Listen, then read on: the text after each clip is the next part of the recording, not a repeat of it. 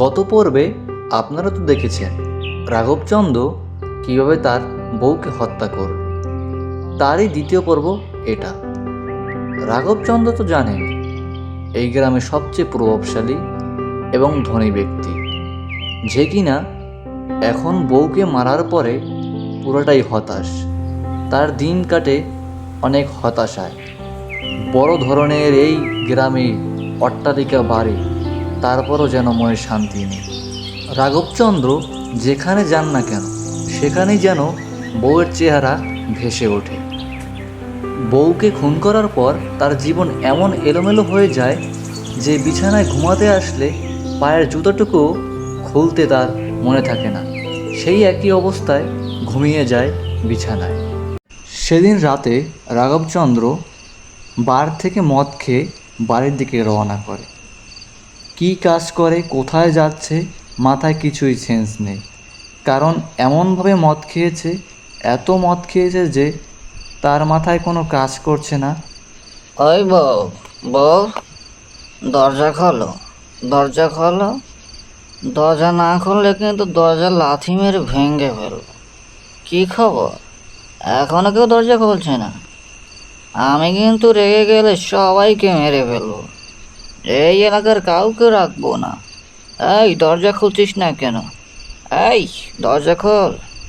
রাঘবচন্দ্র অন্যের বাড়ি গিয়ে মাথা লয়ে এই বাজে বকাবকি করে তারপর কিছুক্ষণ পর বুঝতে পারে যে আমি হয়তো অন্য বাড়ির সামনে চলে এসেছি।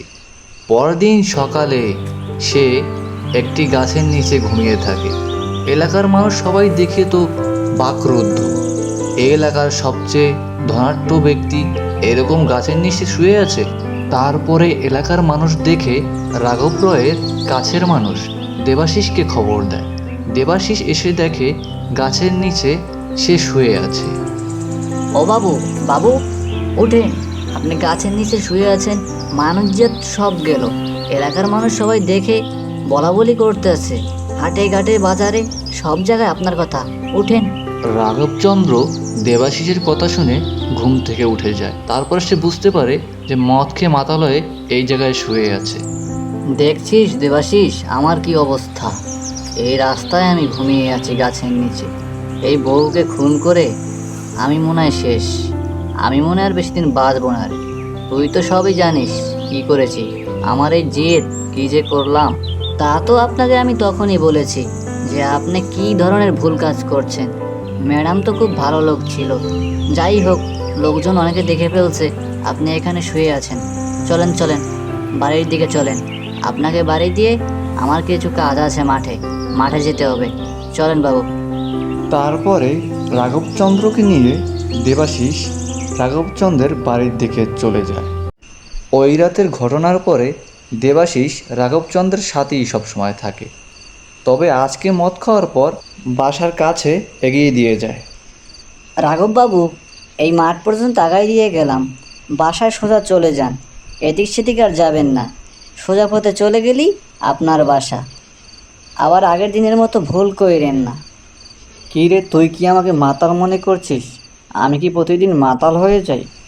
আমি দুই একদিন মদ খেলে তো মাথায় চেঞ্জ থাকে না, তো বেশি খেলে আর কি, তাই বলে কি প্রতিদিন? এই বলে রাঘবচন্দ্র তার বাড়ির রাস্তার দিকে হাঁটতে শুরু করে। কিন্তু এই বাড়ির রাস্তাটা যে ভুল পথে চলে এসেছে সেটা সে বুঝতে পারে না। পরিশেষে সে জঙ্গলের রাস্তার দিকে হাঁটতে শুরু করে। হাঁটতে হাঁটতে সে তার বউয়ের কবরস্থানের দিকেই যাচ্ছে।